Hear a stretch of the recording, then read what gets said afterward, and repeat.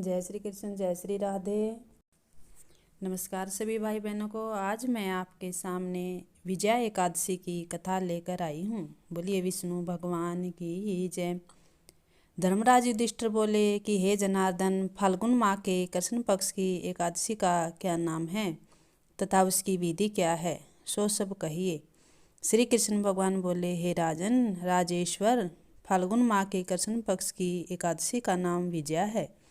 उसके व्रत के प्रभाव से मनुष्य की विजय मिलती है। इस विजया एकादशी के महात्म के श्रवण व पठन पाठन से समस्त पाप नष्ट हो जाते हैं।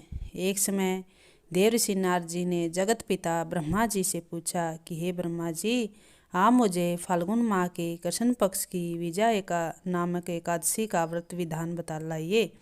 ब्रह्मा जी बोले, हे नारद, विजया एकादशी का व्रत प्राचीन तथा नए पापों को नष्ट करने वाला है।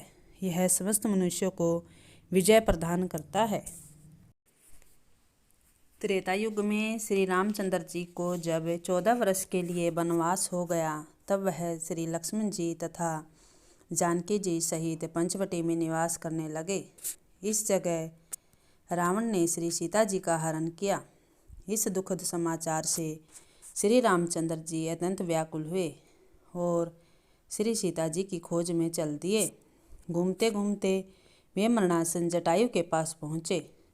कुछ आगे चलकर इनकी सुग्रीव के साथ मित्रता हो गई और बाली का वध किया। श्री हनुमान जी ने लंका में जाकर सीता जी का पता लगाया। वहाँ से लौटकर हनुमान जी श्री रामचंद्र जी के पास गए और सब समाचार कहे। श्री रामचंद्र जी ने सुग्रीव की सम्मति लेकर वानरों भालुओं की सेना सहित लंका को प्रस्थान किया। जब श्री रामचंद्र जी समुद्र के किनारे पहुंच गए, तब उन्होंने महान अगाध मगरमच्छ से युक्त समुद्र को देखकर श्री लक्ष्मण जी से कहा, हे लक्ष्मण, समुद्र को हम किस प्रकार पार कर सकेंगे। श्री लक्ष्मण जी बोले कि हे श्री राम जी, यहाँ से करीब आधा योजन की दूरी पर कुमारी द्वीप पर बकदालभ्य नाम के मुनि रहते हैं। आप उनके पास जाकर इसका उपाय पूछिए। लक्ष्मण जी के वचनों को सुनकर श्री रामचंद्र जी बकदालभ्य ऋषि के पास गए और उनको प्रणाम करके बैठ गए। मुनि ने उनसे पूछा, हे श्री राम जी, आप कहाँ से पधारे हैं। श्री राम जी बोले, हे मैं ऋषि, मैं अपनी सेना सहित यहाँ आया हूँ और राक्षसों को जीतने लंका जा रहा हूँ। आप कृपया कर समुद्र पार करने का कोई उपाय बतलाइए।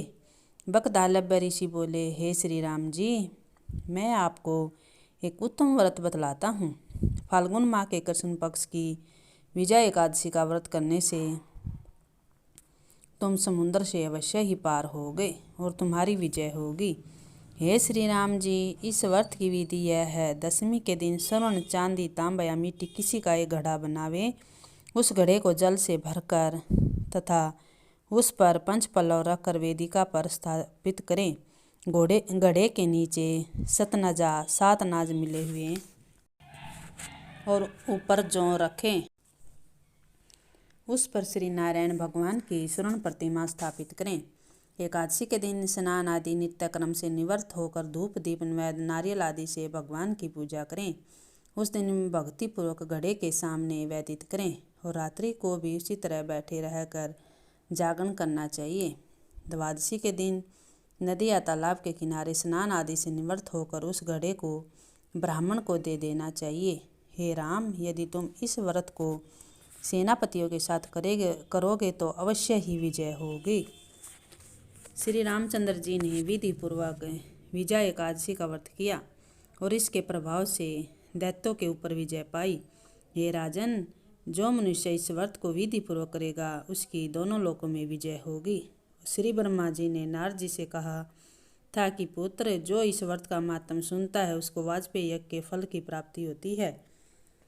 बोलिए विष्णु भगवान की जय।